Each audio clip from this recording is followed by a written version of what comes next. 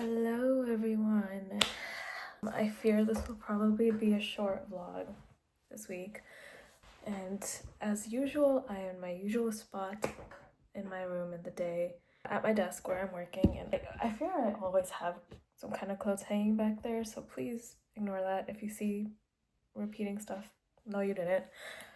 Also, I'm literally cozy up in my blanket because for some reason, even when it's hot, I literally need, I feel like the blanket gives me so much comfort to actually get things done. But yes, it's post-concert week.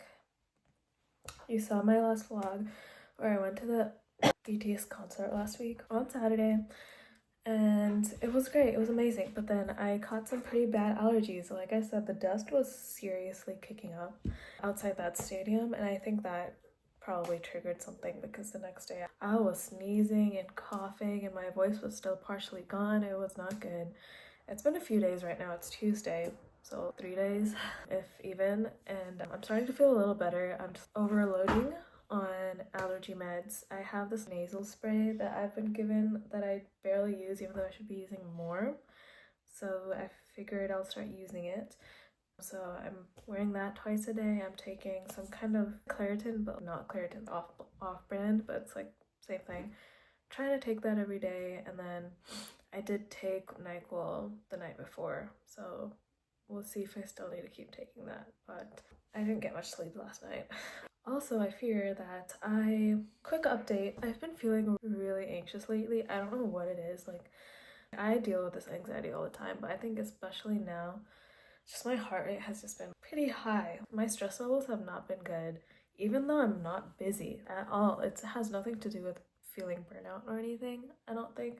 It's just anxiety around like my book, because I'm just a very emotional, anxious person.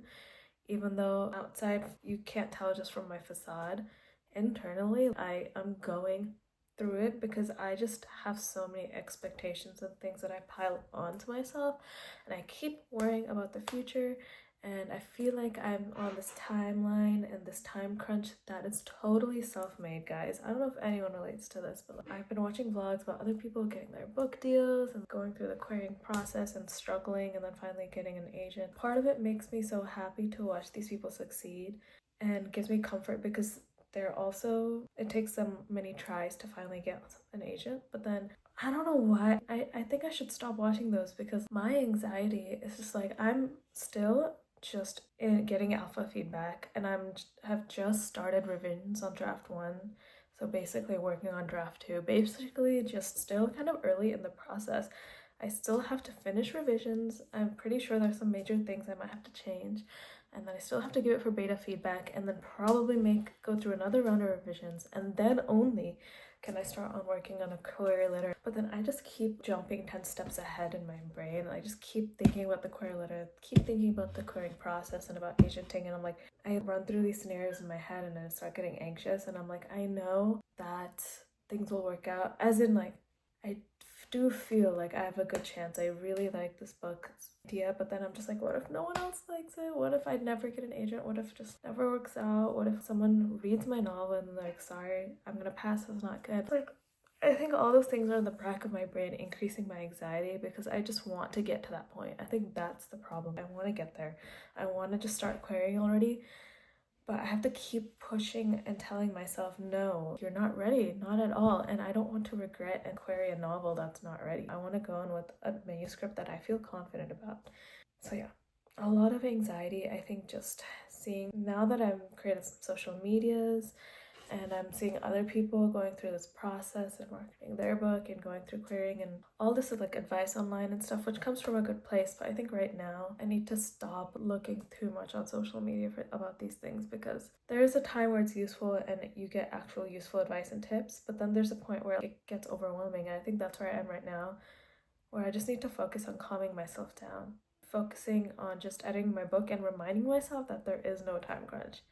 I don't know why I feel like there is. I feel like things need to be moving quickly, even though literally no one but me is implementing this deadline and these time crunches on myself. No matter how much I tell myself it's gonna be fine and just calm down and there's no rush, my nervous system doesn't know the difference, basically. So I've just been dealing with that lately.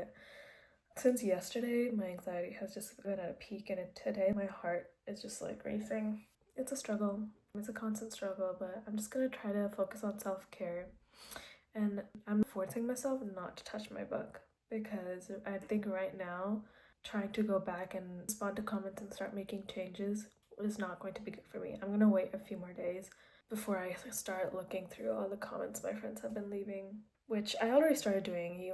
As you can see in my last vlog, I made a few changes, but obviously they're still reading the book and there's still stuff I haven't worked through yet. I'm forcing myself not to touch it because right now I just need to take space for my own book. I think also because there's things that I know I want to improve on and I just don't know how I'm going to do it, that's also increasing my anxiety. I'm like, what am I going to do about this? What am I going to do about certain feedback or certain plot things that I need to work on? I don't know. And I think just me mulling over it constantly is hurting me. So I'm really trying to force myself to take a break. I think I'm gonna distance myself from certain bookish content that I usually love watching, but I think right now I need to take a break and just watch mindless things, funny comedy, not related to book at all. But anyways, it is almost noon today.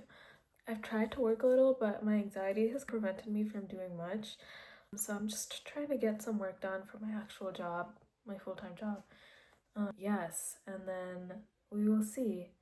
I just wanted to make it real. I don't think I'll be getting much actual writing done again in this vlog, but I just wanted to document this process because it is a very real part of the process, and I feel like a lot of times people only see the good things and not the bad. And so I just wanted to share how I'm feeling right now, and hopefully someone else relates, but I'll come back to you guys later today. Hello everyone. Update. I'm about to go on a quick Molly tea run with my sister since today's her day off from her part-time work she's doing. By the way, if you didn't know, she is starting med school soon, but in the gap between her graduation and med school, she is working at a hospital internship shadow thing over the summer, but she has Tuesdays off. Anyways, I'm about to go on a quick Molly tea run with my sister, and so I'm just getting changed. I just had a meeting that finished at work, and I also figured since I wasn't feeling that great today, I deserved a treat. And it's also really hot today, so I wanted something nice and cold, and always down for some milk tea, especially Molly tea. I really crave that lately. I've never been a floral tea person in my entire life until I tried Molly tea. And if that doesn't tell you how good it is, I don't know what will. Like seriously, even if you don't like floral tea, I highly recommend you to try it. Their premium jasmine tea is good, but if you want something a little less strong, I always get their white champaka.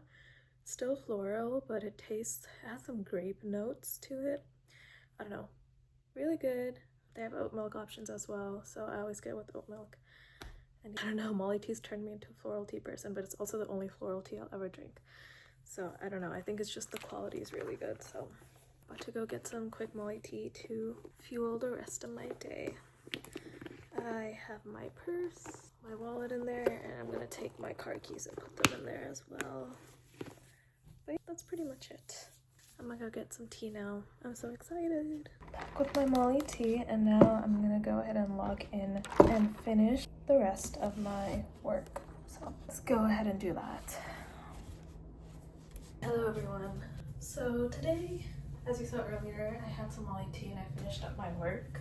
I'm sorry, you guys have to be placed low. I haven't exactly figured out how to place my phone, and I'm struggling to find places to put it, but yes, today is hair wash day.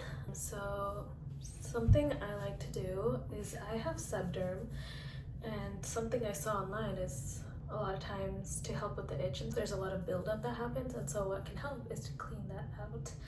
So once a week I use this The Ordinary Glycolic Acid 7% exfoliating toner. So I just put it through my hair, rub it in, and then I just leave it for 30 minutes.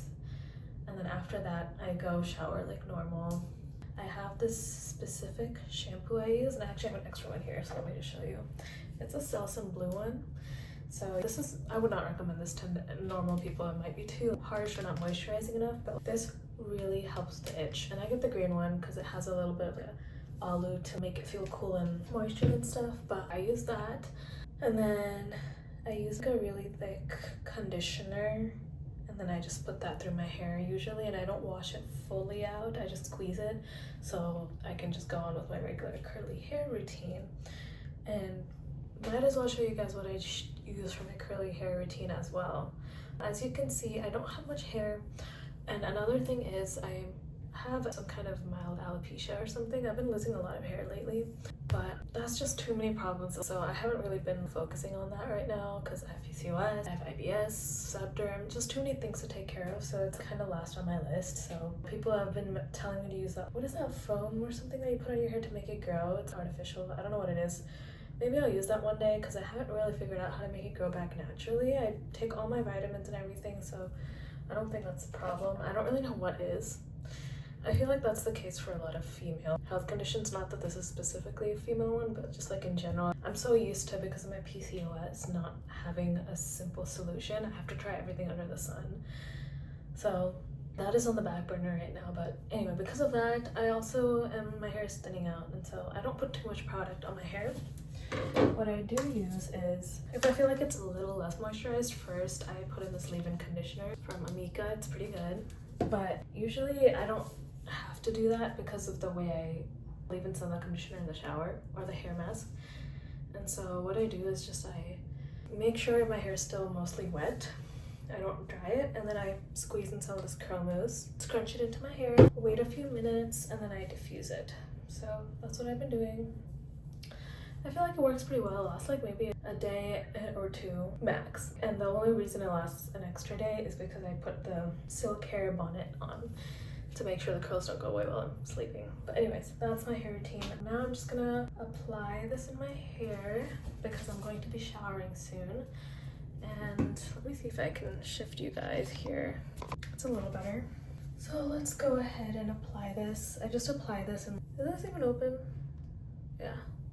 So I just go like this and go down my hair in lines. Careful because it can drip down. That's pretty much all I do. Oh, see, it's dripping. Wait, I just do that. Not too much, but enough that it covers most of my scalp. And then I rub it in. Go like this, do one side. And I really take this chance to properly massage my head because I feel like that also helps. I heard with scalp growth, hair growth. So I don't know, I just do it and it feels nice. Make sure it gets in there, and I think that's pretty good. Now I'm just gonna wash my hands because I have some extra product, and tie my hair, and I'm just gonna leave this in for 30 minutes before I shower.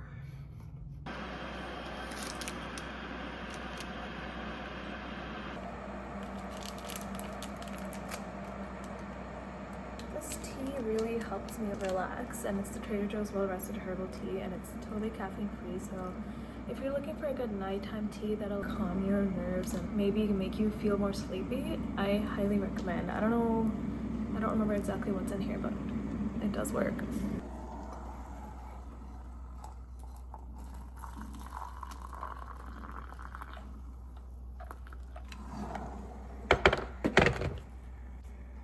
Y'all, I have some good news to share. Let me just scoot so you don't see those packages, but if this doesn't tell you why it's so important to take a break, I don't know what will. I feel like I say that phrase a lot, but literally, you know how I've been feeling so anxious today, and I was finally like, okay, Priya, stop worrying so much, stop thinking about it, and just focus on literally anything that doesn't have to do with writing. So I took it easy today. I got Molly tea, I relaxed, I showered, and literally, I'm not joking you, an idea pops into my head as I'm showering and about to come out of the shower when I'm not thinking about the book at all. I'm just listening to the podcast and having a good time, relaxing. Boom, an idea of how to solve this weakness in the plot armor, something to do with building out the characters' backgrounds and helping solve my issue I've had, which I mentioned previously about building the relationship between the main characters and solidifying the enemies to lovers and going from enemies to getting more of an appreciation to each other. And in order to do that, I needed to figure out how to give more depth to the characters themselves.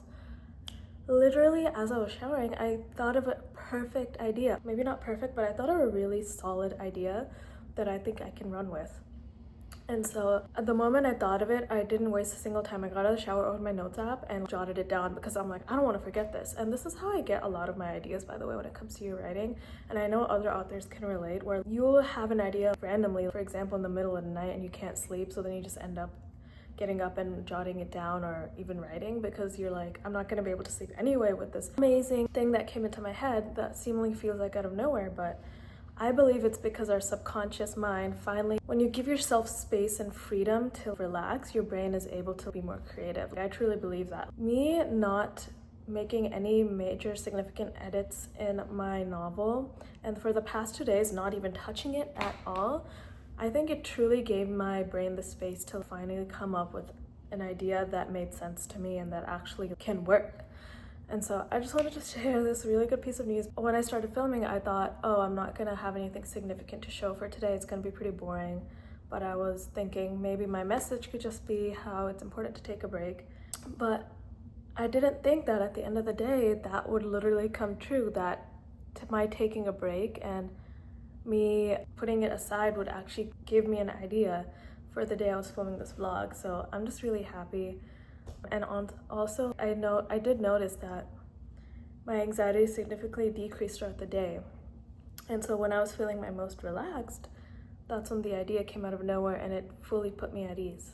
Now it's like fully gone now that I have this idea, and I feel like I can finally get somewhere with this when I finally start major revisions for draft 2.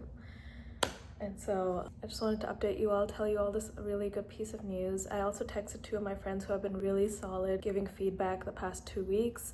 They've been really on it, and I know they're probably both really busy, and I'm just so thankful they took time out of their day to give me these comments, and I let them know that and let them know I finally got some ideas, and then I'm excited to get started on revising my novel in a few days. So I'm so excited. I'll update you guys on my process as well. I'm just really happy that I got this idea, and this is just how it goes. I feel like as a creative, it just doesn't come linearly. So I'm just really glad that I can share this piece of news with you. And I thought I would also finish out this vlog, because there's not as much content as usual, with sharing my current reads. And now that I feel at ease and happy, I can share this joyfully now that I'm not thinking so stressed anymore. The moment I started finishing my first draft, I started reading again. I finished Wuthering Heights first of all, because there's only a little bit of that book left. So I finished that. That was the first thing I did. And then I picked up these 2 books I've been meaning to read for a while. So the first is The Vegetarian by Han Kang. I'm almost halfway through. All I will say right now is it's wild, insane, crazy, not in a bad way, just very insane and wild is all I'll say. Exploring some very interesting topics that I think are worth exploring, and I will read you the quick summary on the back.